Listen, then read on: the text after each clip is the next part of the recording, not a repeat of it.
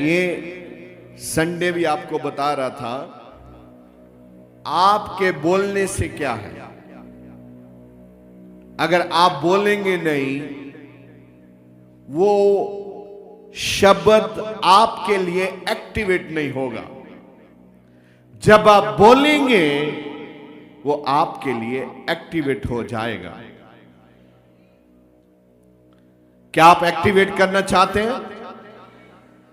जैसे हम एक नया सिम खरीदते हैं, लेकिन उसको हम एक्टिवेट नहीं करते। सिम तो हमारे पास है, उसका नंबर भी हमारे पास है, लेकिन जब तक हम उसको फोन पे नहीं डालते, डालने के बाद एक्टिवेट नहीं करते, वो काम नहीं करता। आपके पास परमेश्वर का वचन तो है, अगर आप उसको एक्टिवेट करना चाहते हैं, आपको बोलना पड़ेगा। अगर आप बोलेंगे, वो आपके लिए एक्टिवेट हो जाएगा, काम करेगा। जैसे मैं प्रार्थना कर रहा था, मैं देख रहा था बहुत लोग चिल्ला रहे थे, गिर रहे थे। क्यों? वचन उनके जीवन में एक्टिवेट हो रहा था। इसका यह मायने नहीं है अगर आप नहीं चिल्लाए, आप नहीं गिरे, तो आपके जीवन में एक्टिवेट नहीं हो रहा। पोजीशन है, स्थान है, पहला स्थान, दूसरा स्थान, तीसरा स्थान, चौथा स्थान, पांचवा स्थान, छठा स्थान, स्थान चलता है। आप प्रभु में किस स्थान पे हैं? आप कितने मैच्योर हैं? आपको अभी सीखना है, आपने मैच्योर बनना है।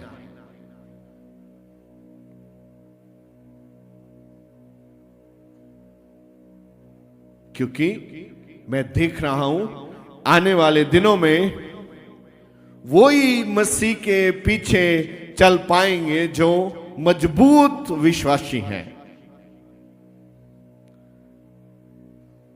अगर आप मजबूत नहीं हैं, आपको मजबूत बनना पड़ेगा। यिर्मयाह जब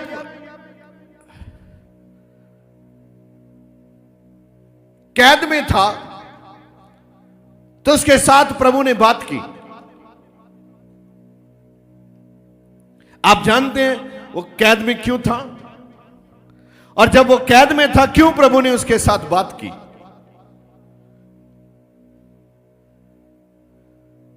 आज भी आप में से बहुत लोग कैद में हो सकते हैं।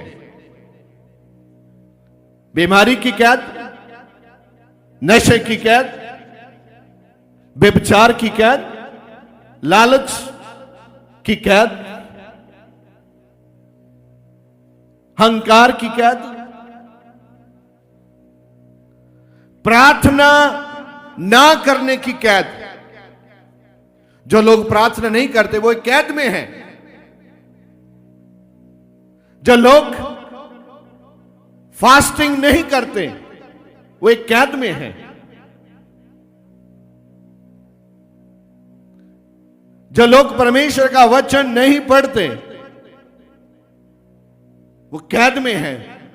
जो बपतिस्मा नहीं लेते वो कैद में हैं। क्या आप कैद से बाहर आना चाहते हैं? तो ऐसी प्रार्थना सभाओं में आपको आना पड़ेगा। बार बार आपको प्रार्थना सभाओं में आना पड़ेगा, सीखना पड़ेगा। इस मंडली में बैठकर चिल्लाना पड़ेगा। जब आप इस मंडली में बैठकर चिल्ला नहीं सकते, तो अकेले में आप क्या करेंगे? आपका एक थॉट समझते हैं, एक विचार आपके जीवन में अगर एक विचार आ जाए, गंदा विचार, तो महीने महीने एक ही विचार आपके टाइम को खा जाता है। हफ्ता हफ्ता आप एक ही विचार में जकड़े रहते हैं। यह वायरस है। जब तक आपका मन शुद्ध नहीं होता, तब तक आप परमेश्वर के वरदानों की प्राप्ति नहीं कर पाएंगे। जब तक एक बर्तन साफ नहीं है, उसमें दूध नहीं डाल सकते हम। पहले बर्तन को साफ किया जाता है।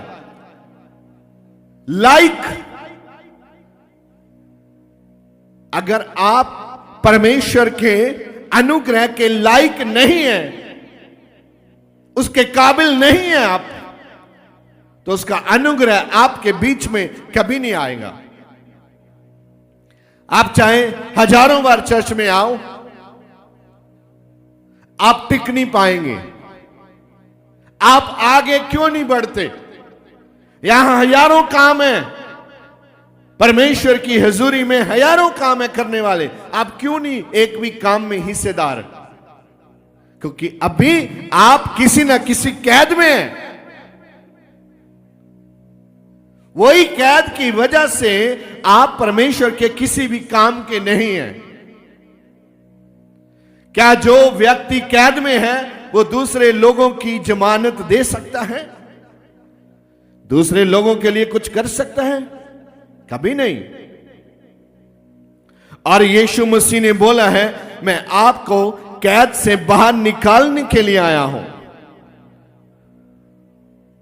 परमेश्वर ने जब उसके साथ बात किया, बाइबल में देख लो, क्योंकि आपके पास भी होना चाहिए। मैं कहां से बात कर रहा हूं, आप देखिए यिर्मयाह 33 उसका 3, हिंदी में पढ़ेंगे कोई भी जल्दी।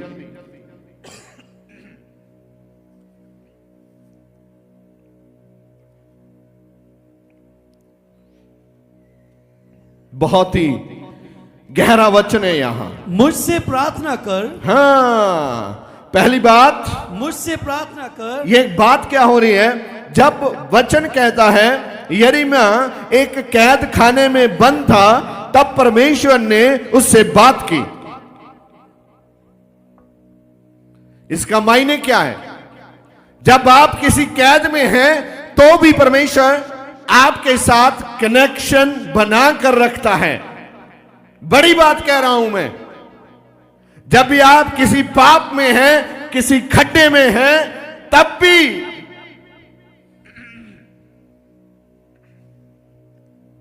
परमेश्वर आपसे नाता तोड़ते नहीं हैं। वो आपके साथ कनेक्ट रहते हैं, क्योंकि परमेश्वर आपकी मौत नहीं चाहते।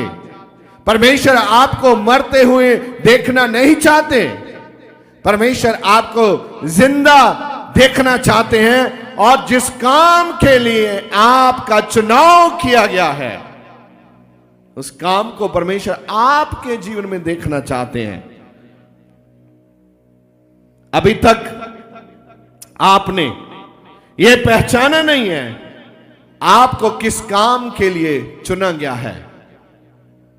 क्यों आपने पहचाना नहीं है? अभी तक आप एक कैद से बाहर नहीं आए। आज वो दिन है, अगर आप चाहें तो आप कैद से बाहर आ सकते हैं यीशु मसीह के सामर्थी नाम से।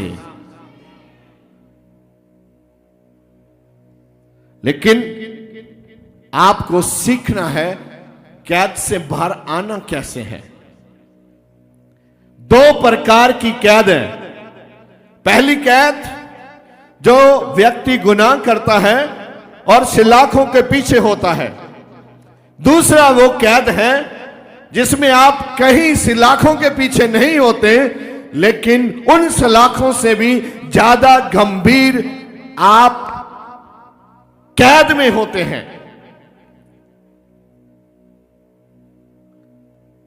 आप दिख रहे हैं, बाहर घूम रहे हैं, आपको आजादी में लोग देखते हैं, लेकिन आप आजादी में होते नहीं हैं। लाखों लोग बपतिस्मा लेने के बाद भी कैद में हैं, चर्च आने के बाद भी कैद में हैं। आपको उस कैद से बाहर आना है, प्रार्थना करना है, मानना है। जब तक आप मानते नहीं हैं तब तक आप उस कैद से बाहर नहीं आ सकते। यीशु के गाने पे भंगड़ा डालने से आप दूसरे लोगों को मूर्ख बना नहीं सकते। परमेश्वर को और परमेश्वर के वरदानों को, पवित्र आत्मा को, परमेश्वर के वचन को आपने बहुत ही गंभीरता से पकड़ना है। कितना समय खराब हो गया, कब से आप प्रभु के साथ चल रहे हैं, अभी भी आपको ऐसा लगता है कुछ हुआ नहीं है मेरे जीवन में, कुछ होता नहीं है, वो लेवल नहीं है मेरे पास। परमेश्वर लेवल देना चाहते हैं लेकिन आपने उस लेवल को पकड़ा नहीं है।